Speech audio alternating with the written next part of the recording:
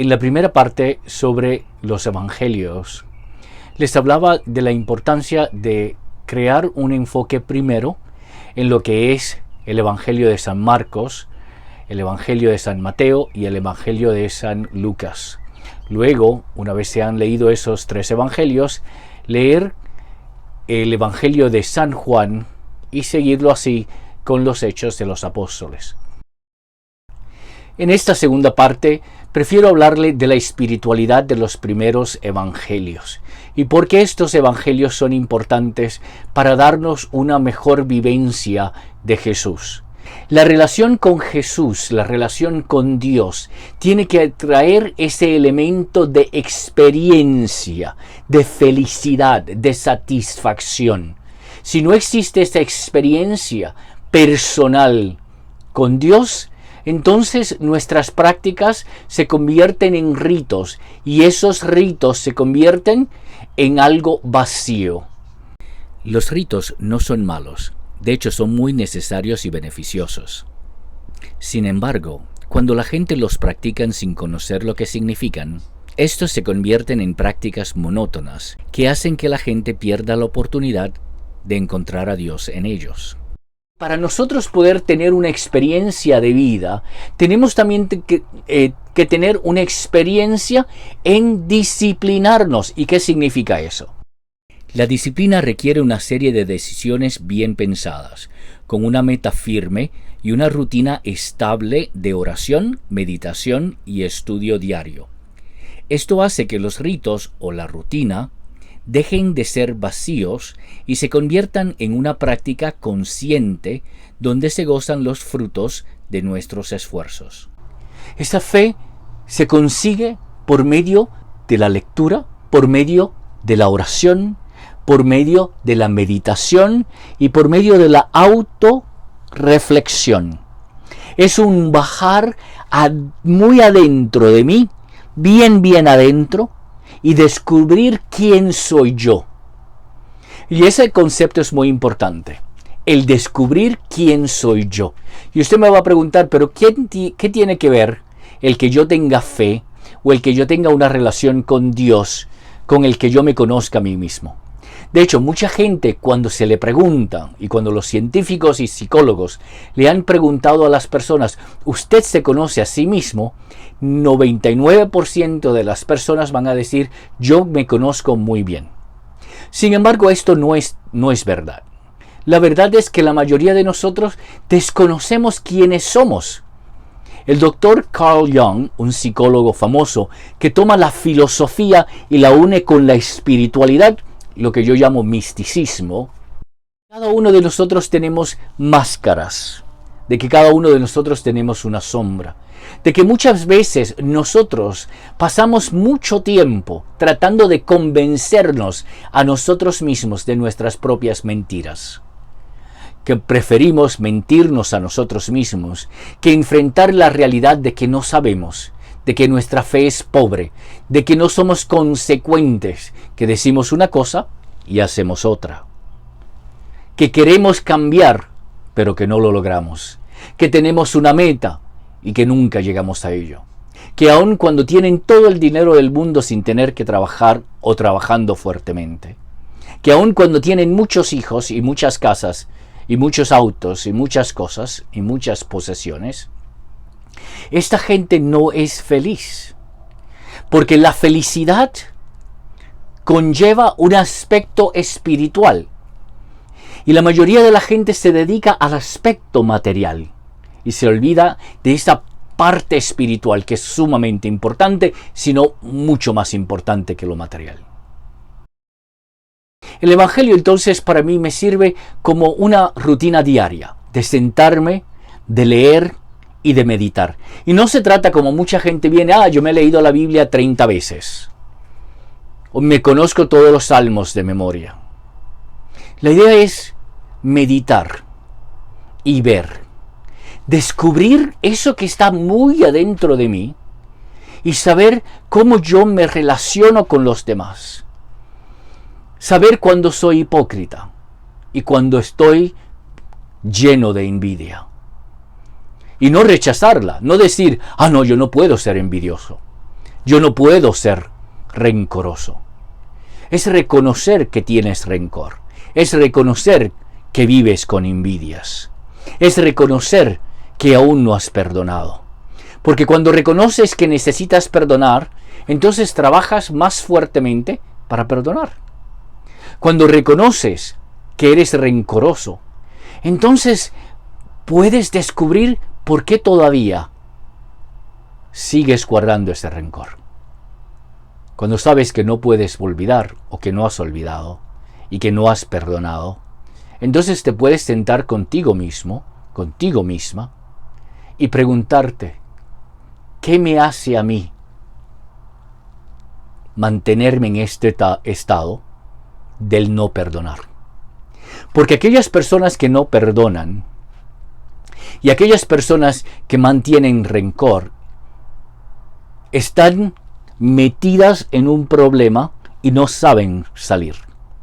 Están en un círculo vicioso o enfermizo y no pueden salir. Hay gente que de alguna forma busca sentirse orgullosos de no perdonar, como si ellos fueran superiores.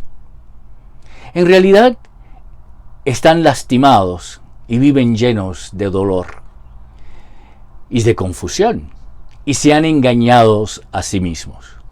Pero pretenden, ponen una máscara, y esa máscara le enseña al mundo, y a veces hasta a ellos mismos, que ellos son mejores, que ellos no necesitan perdonar, que ellos no necesitan de Dios, o que no necesitan de religión. Todo falso. Pero sin embargo se convencen a sí mismos de que no necesitan nada. Esas son las máscaras que nos hablaba Carl Jung, de cómo nosotros o nuestras sombras a veces nos controlan y nos hacen cambiar la perspectiva del mundo. Por eso mucha gente se dedica al alcohol o a las drogas. Por eso mucha gente quizás no le gusta ir a la iglesia, porque a veces dentro de la iglesia, cuando entran, se cuestionan sus propios comportamientos, cuestionan qué está sucediendo con su vida, o simplemente cuestionan la presencia de Dios porque no la sienten.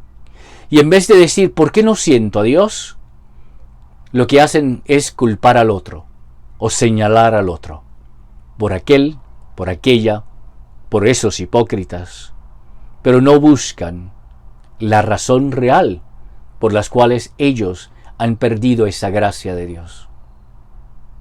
Viven solos, viven desesperados, viven cansados de la vida.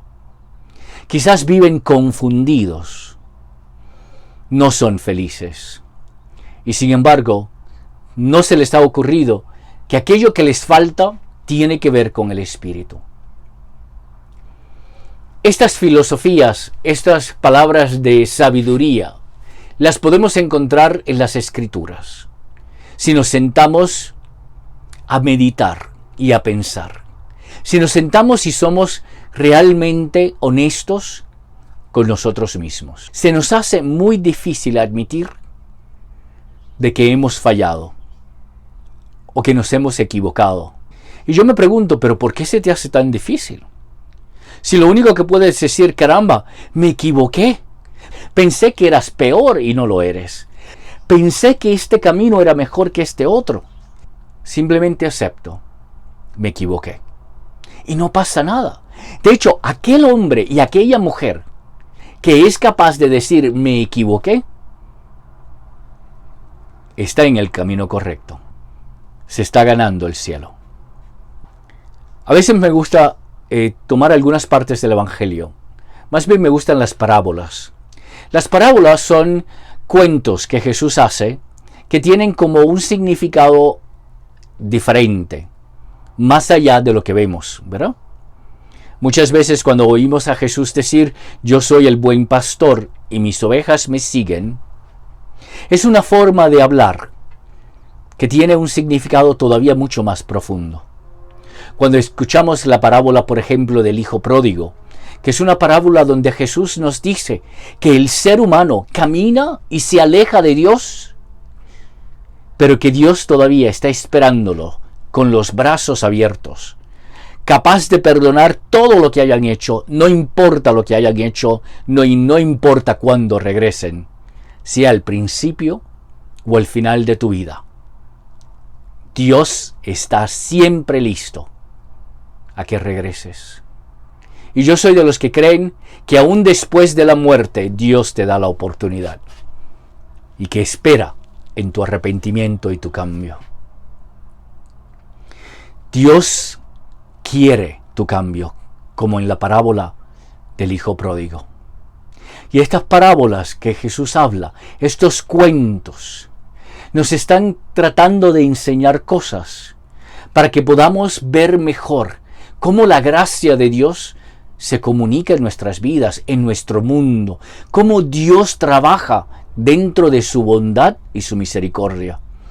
El concentrarnos en la Biblia, sobre todo en el Nuevo Testamento, es buscar esa filosofía de vida, esa espiritualidad que Jesús nos trajo al mundo para que la pudiéramos vivir.